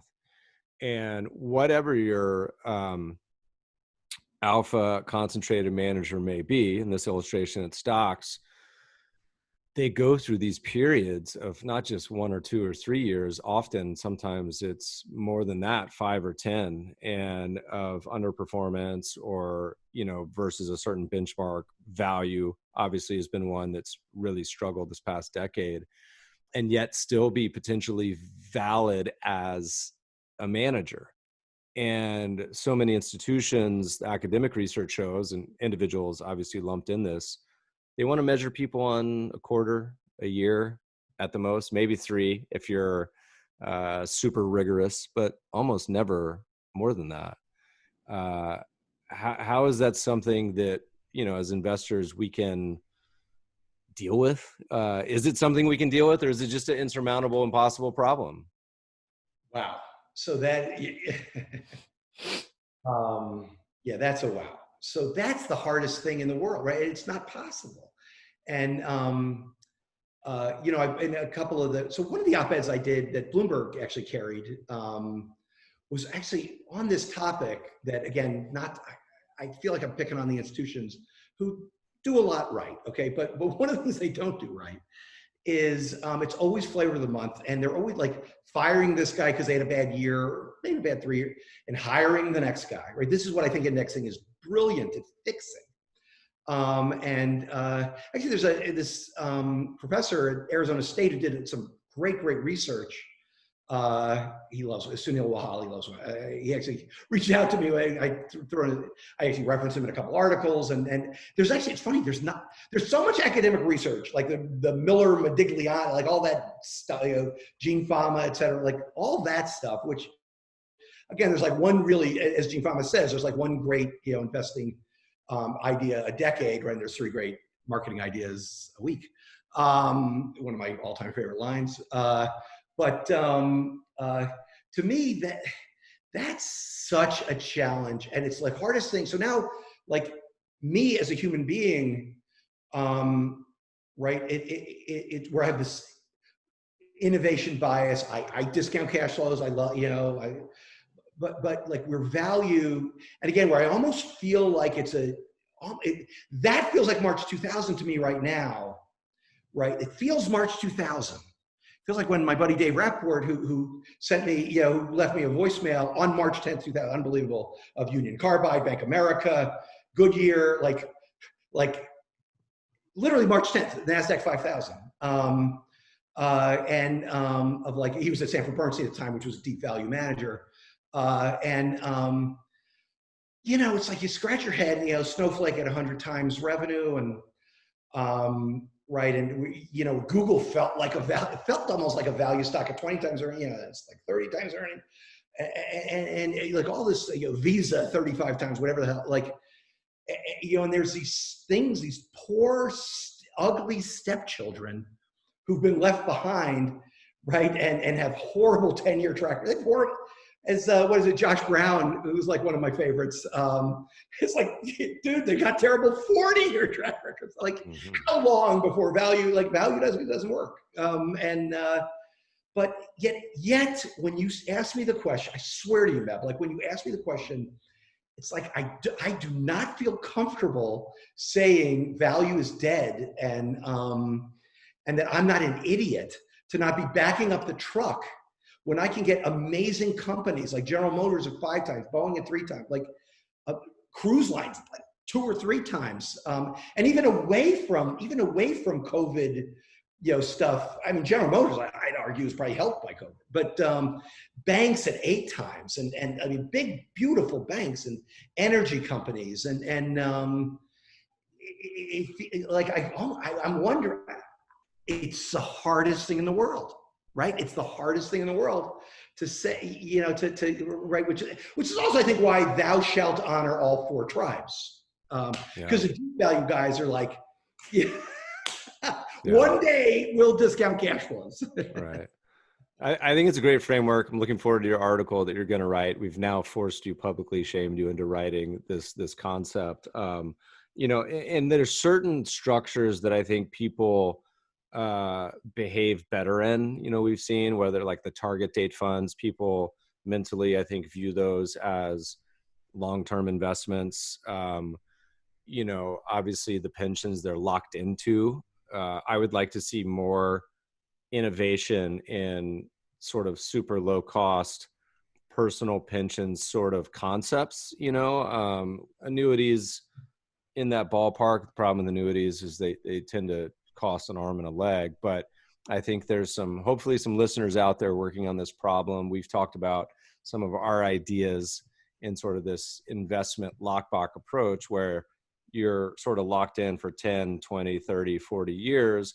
And then it allows you to do some of these tilts and calibrations that you're talking about where, you can over rebalance to things that look totally crazy, but, the structure, people love to talk about having a long-term horizon, but don't behave like it. And so trying to align the structure with that sort of mental concept, I love the idea. There's just not a whole lot out there yet that looks great because people can just click and sell everything today or tomorrow.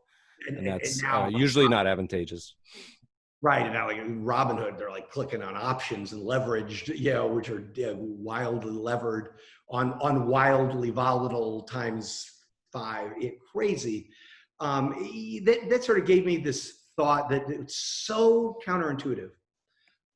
So private equity actually isn't this super great asset because what pension funds inevitably did was they buy the high yield bonds that are complete garbage. Actually riskier than typical S&P 500 stock because it sits behind more debt.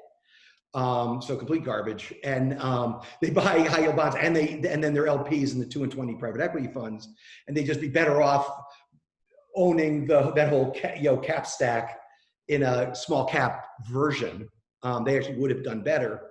But even private equity firms that do well, it's like so one of the smartest guys I know said, pension funds should just put all their money in private equity. And I know he thinks like I do, right? And in fact, he also has the second step of the thing I joke around, I call the Levine Ratio, which actually P&I published a piece I did of net alpha over gross alpha. It's like this needs to be a fair pie split. Private equity dies on that hill. Okay, it's good returns, but the other guys again buying sports teams, and I'm getting a few bips. And he's like, it should all be in P. And it was for the reason you just said. It's like, because when you invest in private equity, you actually can't sell when you're so when these, I talk about the morning. Well, what about, I talk about the morning of the horror morning when the stock market closed up. Well, what about the board meeting, the Zoom board meeting, because we're all inside, when right? When all the trustees come together and they're scared out of their minds, and it's like, like if it was all just in private equity, there's like not a mark to it. It's a dumb reason to pay 2 and 20 to somebody, okay? But it's actually got some validity of the value is locking the thing away. And my God, so if you could pay somebody 40 bips or 70 bips, whatever, just don't. I say this to my wife. It's so funny. It's like, don't let me out. Like when don't let me near a keyboard. Okay. There's a and again, some enterprising, more innovative listeners could figure this out. There's an old podcast we did with Paul Merriman where he gives each of his kids 10 grand when they're born, grandkids, puts it into a Vanguard index variable annuity, but then wraps it in a trust. So they can't touch it for 50 years. So by the time they've retired, that 10 grand, if you compound it 10%, but I'm just doing the math to make it easy, is worth $1 million. Now, how many people are willing to lock something up for that long? Of course, they're not, but that concept, there is some more there. Like the benefit to the investor is in many ways a feature, not a bug, the lockup. The benefit to the manager of the private equity is lock up for 2 and 20 for 10 years, because by the time people find out if they did anything good, they're either, like you mentioned, they did great, or they did terrible, in which case they're out of business. There's no career risk anyway. We got to start to wind down because otherwise we'll just keep you all day. We'll just have to have you back. This has been one of my favorite podcasts, and the longer ones usually are. So we'll end with sort of 2 final ideas or concepts. One, it's 2020. We've seen a lot of weird shit this year, this past decade, not just in the real world, but in financial markets. We alluded to a few early. And we still got 3 months to go, so who knows? But futures trading negative. We've had, gold at all-time highs. We got interest rates at near zero in the U.S. and negative elsewhere. As you look to the horizon, and you can take this in any direction you choose, and think about either the asset management industry, the real asset money management space. So opportunities of funds investing in a world of 0% interest rates, the future of this whole space. I'm going to give you a blank canvas. Anything have you excited, super worried, on your brain that you're thinking about? Anything come to mind? Yeah. So, well, 2 things. We've talked a lot about the 13F stuff. So that I'm really excited that as kind of the perfect second equity asset. So that's one. And the again, it's sort of done systematically. To me, okay, that's such a great question. So the 60-40 portfolio that we all just rolls off our tongue like nothing, which is great. 60-40, it is great. 60% stocks, 40% bonds, lock it away, rebalance once a year, once a quarter, whatever the hell it is you do. Stick to it. Index, whatever. Do, this much percent domestic, international, emerging market, treasuries, corporates, blah, blah, blah. Do not call high yield a bond. It's not. It's riskier than equities. Had to get that in. So the future of the 60-40 when you sit down at a computer, okay, or your phone, and you look at the ETFs, the muni, right, the BND, you look at the ETFs of all bonds or munis or corporates. Again, staying away from the total garbage of high yield, which is not even like around 4 or 5%. I mean, like I would always tell my dad, it's like, if you're getting a 4 or 5% yield, what about you gave them $1, they gave you back 5 cents. What about the 95 cents they still have? I worry about that, Dad. In a world of no yield, like what the hell is it that you do? And it's, 60-40 grew out of a time when 5, 6, 7%, and then even 3%, 2.5% treasuries, pick up 100 bips of credit spread on, on a single A corporate bond or a mortgage-backed security. You can squeak out, right? 4 or 5% maybe. And we are it blows my mind, like where we are, because I don't want to buy a bond. And I argue with my good friends who I really respect, who are, smart guys, brilliant guys. I'm like, geez, 60-40 feels right when bonds have a yield. But if bonds don't have a yield, first of all, I might as well just be cash, because cash has no yield and bonds have no yield. Now I don't have risk of, punch bowls being taken away. There I spend a little time with that tribe.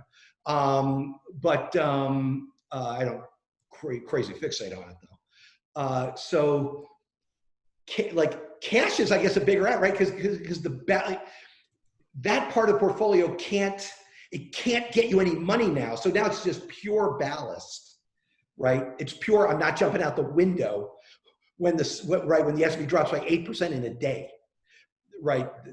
The day after Donald Trump and his son-in-law had a conversation because they didn't want to spook the stock market. By the way, I'm not I'm not a Trump hater at all, but I just think it's really funny that was the reasoning. So that right, what do you do? Your points on what the hell do you do on when value has a 40-year track record of getting its ass kicked by growth, and getting annihilated the trailing kind of 10-year, right? This is like a mega question, isn't it? What's the answer? Okay, what does one do? I don't know. So my answer for me is, I think 60. I think, yeah, you probably have more equity. Like the classic 60-40 is more like 65-35 or 70-30. It is some other number that's higher than 60 because I don't have yield anymore in my bonds. And I think and I think it's not bonds. I think it's mostly cash and maybe a tiny bit of bonds for a purely bizarre, negative interest or whatever the hell. But so I think 65. Again, what the hell do I know? Okay, but so I feel like I'm more of a kind of a risk on type guy. So I'm 80-20. But to me, the question is what we know is this. We know that 100-0 is kind of stupid, because even Warren Buffett's estate is 90-10. Right? We learned in Investing 101, free lunches, efficient frontier, slap 10% treasuries. What you gain, you're not losing so much. Right? So no one should be less than 90-10.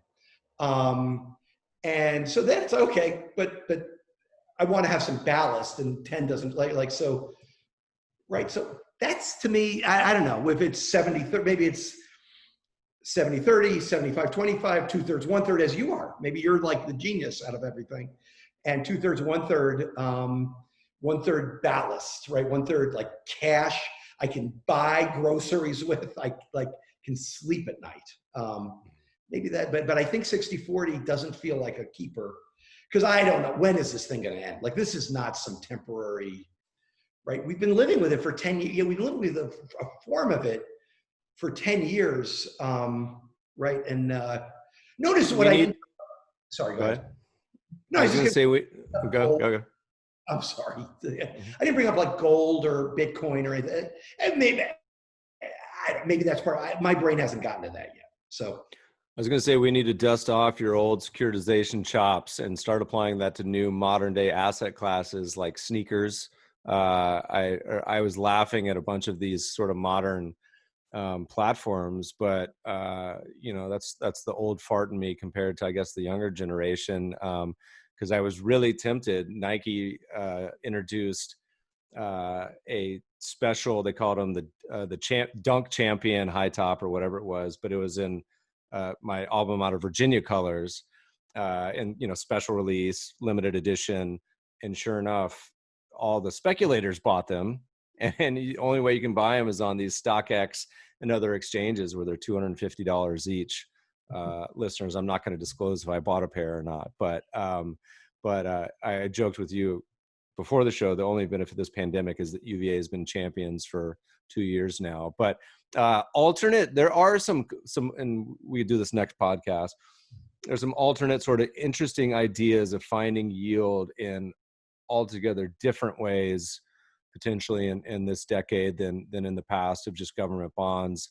One of my oldest, of course, just because of my background, is farmland, which has been kind of garbage the last 5 years, but incredible over the last 10 and 20. But that's a multi-100-year-old idea. Yeah. All right, Mark, we got to start winding down sometime, or otherwise I'm gonna keep you all day. Question we ask all of our podcast guests: most memorable investment, personal or professional, good or bad? Anything come to mind? Yeah. So it would be a good one. In first quarter of 2009, our book is badly underwater. I joke sometimes my partners are kind of hiding under the desk, kind of, sort of, but sometimes I hide under my desk too. So there was Babson is a terrific lend, like, it's so boring. Senior secured lending, the stuff underlying CLOs. Babson is kind of as boring as you get. And there's I love this story. There's a single A Babson CLO, so a mezz clean. So you knew it was going to be a super clean portfolio, and it was on offer for like 8 cents. Okay, I mean, and our views, these are par bonds. Like, it's a 12x on senior, right, with lots of so if your listeners don't know, so in a CLO there's a lot of there's credit enhancement.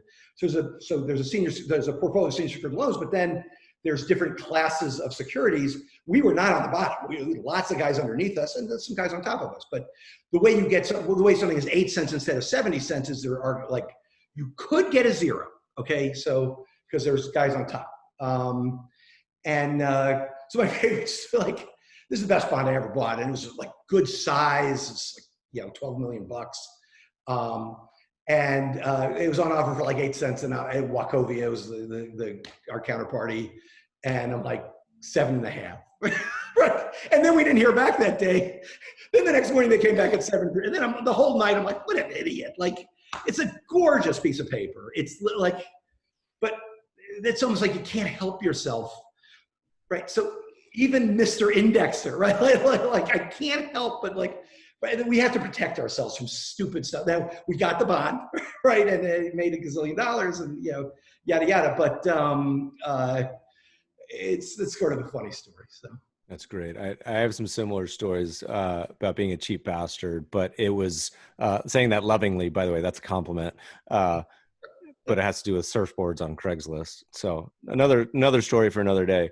Marc, it's been a blast. Where do people find out? They want to read more about your thoughts are, where do they go? Okay, so I've got I put all my media stuff, and I should put this on there as well. LevineRatio.com. I update it occasionally. It's all my old op-eds, Wall Street Journal, et cetera, my CNBC shtick and things like this. I've started to tweet. This is how I sort of came across you and Pomp, and which has been a blast. So I'm just kind of dabbling. So what is it? It's I gotta. So anyway, maybe we'll add it to the show notes. Don't worry. And yeah, so I'm around, and I have to point out before we end that I think if there's anybody in the country who isn't rooting for the Nuggets, right? It's what's kind of wrong with you if this isn't good versus evil. I like to think my Miami Heat are kind of the same. I grew up in Miami, and they've kind of a team that you don't know any players on the team, and so we're over here, we're rooting for you up unless they end up playing the finals. But what an amazing! By the time this comes out, there'll probably be resolution to that. So fingers crossed. Hopefully, we bless both teams with making it to the finals. We'll see. Marc, thanks so much for joining us today. Thanks a lot, Matt. Thanks for having me.